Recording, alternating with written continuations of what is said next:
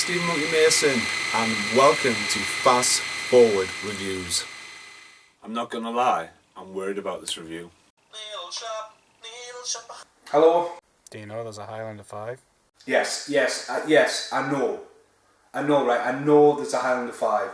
I didn't know there was a Highlander 5 before I filmed the first part of this video, and I know there's a Highlander 5, okay?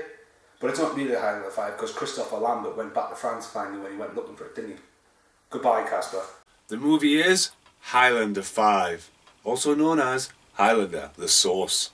So in a world where there should have only been one, there's now 5, plus an anime, plus an ever amount of covers for the original. It is an action, guess this is an adventure. It's definitely a fantasy, whoever came up with this, definitely a fantasy.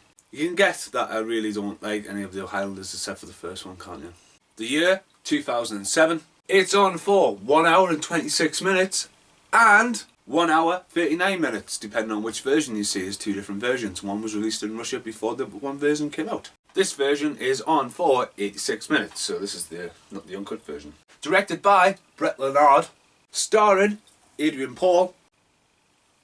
This woman's name, sorry, I'm looking at it there, how I've spelled it, I'm looking at it there and going, her, Stephen Wright, and Christian Solomendo. Hopefully I got that right. The age rating for this movie is 15. Tagline for this movie is, in a world without end, their will is eternal, but a quest for the source of immortality will awaken the Guardian. See, the original tagline was there can only be one. Now look at that. Budget for this movie, 13 million. Wow.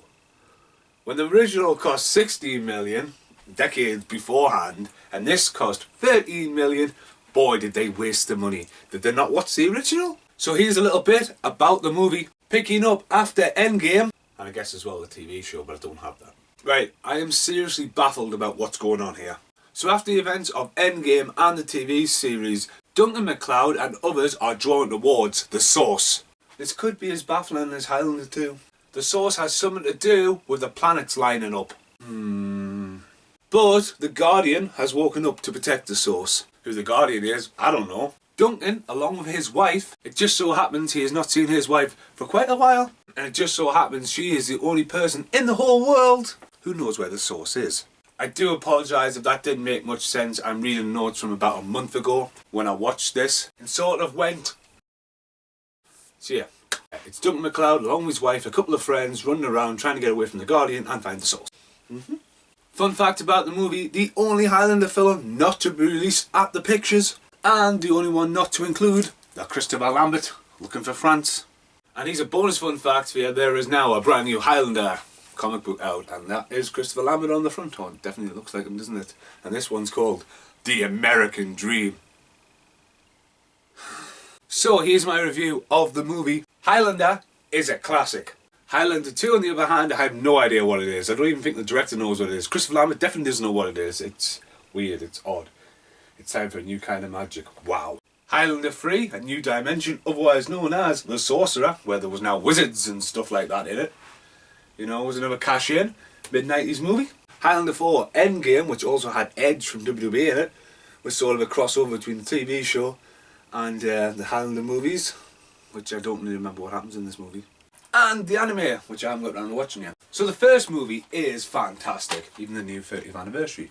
But since then, it's just been a roller coaster that keeps going down. This movie is so bad. It didn't get released at the pictures, and whoever came up with that idea made a very smart move. This is a straight to TV production. Now that's saying so. It didn't even come out on DVD first, it went straight to TV. The production of this is very poor. It's all been filmed and set in Eastern Europe to keep the production down. And it seems to me that they don't even care that the fact that they've set it there and kept it there affects the actual story. The CGI though, wow. Like, OMG.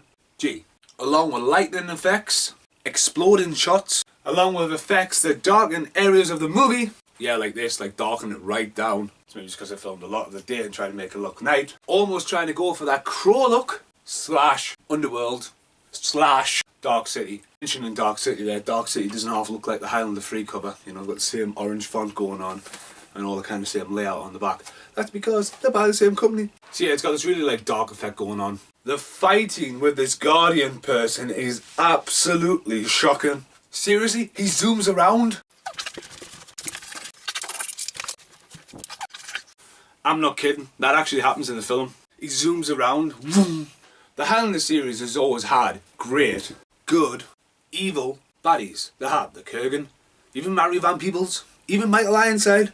They were quite good baddies. But this guy, this Guardian, the super fast dude, is terrible. There's even one shot in a graveyard. Now this at the start of the graveyard looks really good because it's all red, eerie, a lot of smoke. But then the Guardian starts singing. And what does he start singing as he's wandering around this graveyard? Wandering around, he's zooming around. He is singing Who Wants to Live Forever.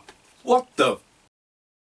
So yeah, he's zooming around the graveyard singing Who Wants to Live Forever, and it totally acknowledges the original movie and the sequels and stuff like that. And you think, that song is clearly on the soundtrack. It doesn't actually appear within the films, does it? How would he know that? And then, 10 minutes after that, it all goes slow motion dissolving with some country roads.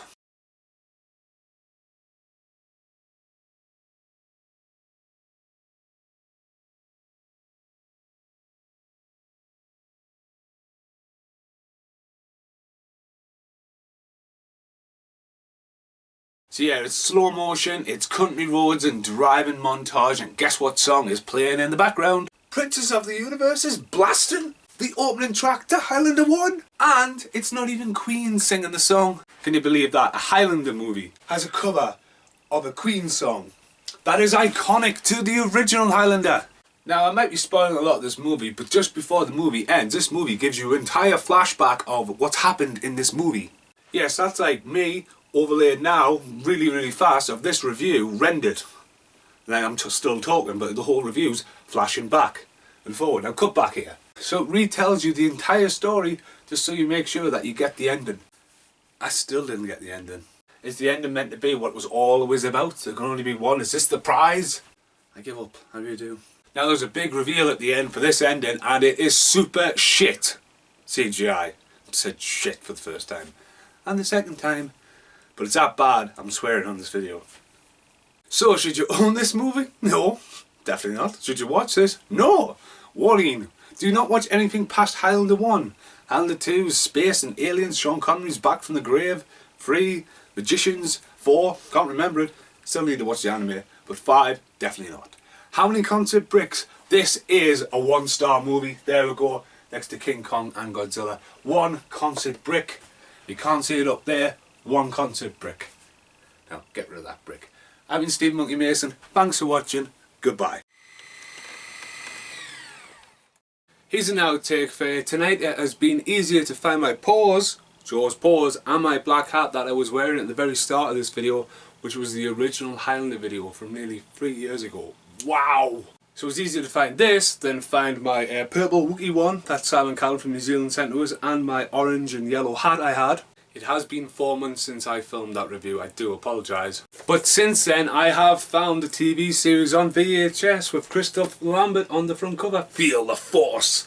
This was $11.99 and it's on for 90 minutes. It's like the TV pilot twisted off into a film. And I've also got this. This is Highlander from Prague, which that's the... there we go. I'm happy to announce that I finished my Prague film yesterday and I'm getting more time to work on the reviews and take time out to film stuff like this. So there we go. Still don't have the Laserdisc, still don't have the Steelbook, but now I have the t-shirt based off the original cover, the favourite one, the best one. There should only have been 1 cover, 1 film and 1 review. This is never going to end. I've been Stephen Monkey Mason, thanks for watching, goodbye.